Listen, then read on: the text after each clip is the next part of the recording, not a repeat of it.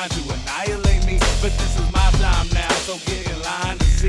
I'm starting over and I'm older and I'm wiser times 3 years. If you wanna feel your heart, my friend, you know you can always just start again. Every time you're feeling like it's all too much, close your eyes and feel like you're back in touch. What's up, everybody? If you wanna feel your new life. I'm back. Wait, let me move this way. Okay. I'm back. Guess who's back? Luppy's back. Scoop it. Alright. Welcome back to Living Luppy.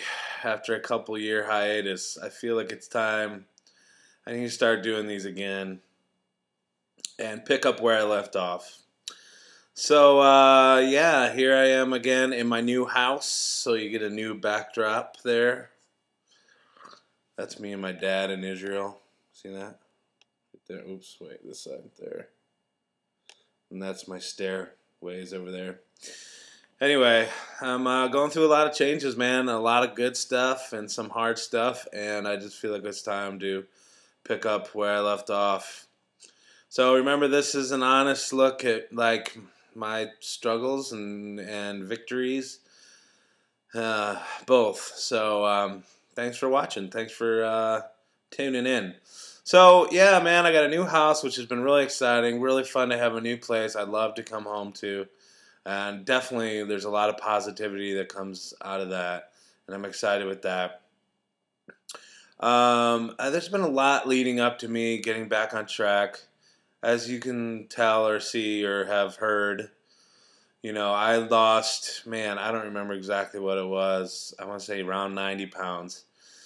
And after I went to the Biggest Loser Ranch, which was really good, but also really hard, I came back. I don't know why totally. I still don't totally understand it, but I think there was just so much pressure that I was putting on myself. And I know that I went to the ranch, and it was all about good stuff and all about exercise and fitness and health, and it was awesome. And I came out of that, and I had to go do an island gig. I'm a musician, and I play sometimes on islands. Some of the islands I play are harder than others. Some are tough. Some are tough to like stay on track, not get caught up in the partying and drinking because everybody's partying and drinking because they're on vacation. And it's hard for me to remember I'm not on vacation. I'm here to work, you know.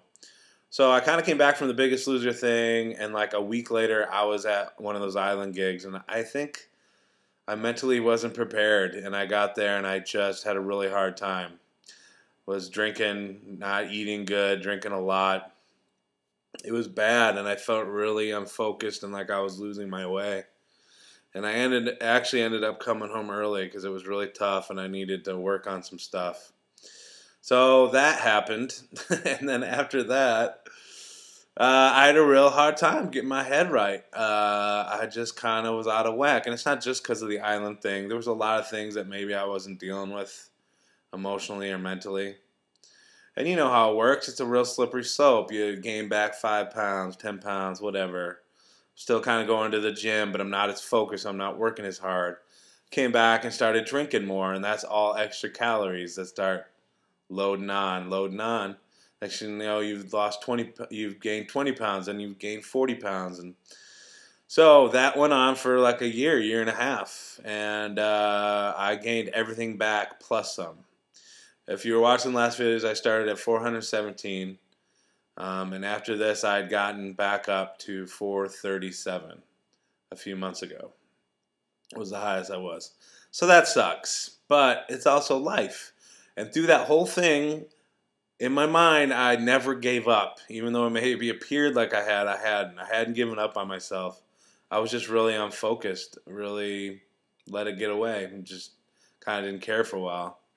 So that's the bad news. The good news is I'm back at it. I feel like it's time now to get back on track.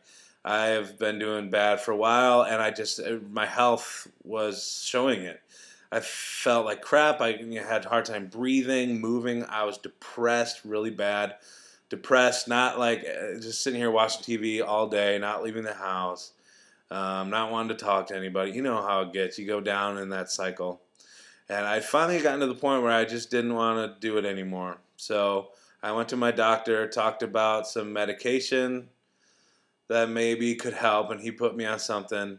And then also I decided that I wanted to do everything I could to help this medication work and to get to a good place and start fixing myself mentally. So I quit drinking because I know that messes with the medication, and it just messes with me mentally. I know it's a big part of what keeps me down, and it's way a lot of calories, like 10,000 calories a week probably, that I was consuming. So that's nuts. And then I decided I need to start eating better, and I need to start putting better things into my body. And so I started doing that, and then it's like I need to step up exercise, and I started doing that. And as these things snowballed, I started feeling better and better. Then I sat down and made some goals, some new goals, and decided what I wanted to do, and that I didn't want to feel like crap anymore. That I deserve to be happy, and I deserve success, and I need to continue where I left off. Also, I got into juicing, which is really cool. A lot thanks to my sister, because she came and visited and she came and visited. That's the past tense, right? She broadened her juicer, and and we did some juicing, and I really liked it. And I had been thinking about doing it anyway because I saw that movie Fat, Sick, and Nearly Dead or whatever, and that's the story of this guy that changes his health by juicing. So I've started to incorporate that into my life. I don't just juice, I eat too, but I try to do one once a day, and it's totally getting those nutrients and making me feel better.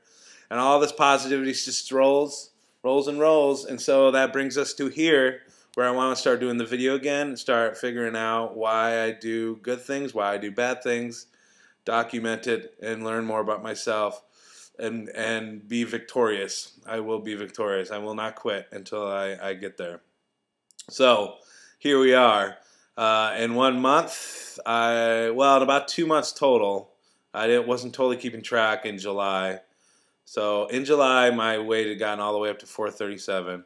From then until now, I have lost 31 pounds just by quitting drinking, eating a little better, getting outside working. On top of that, I just feel so much better. I think the medication and what I'm doing physically, and I'm just keeping myself busy, and I'm getting stuff done every day.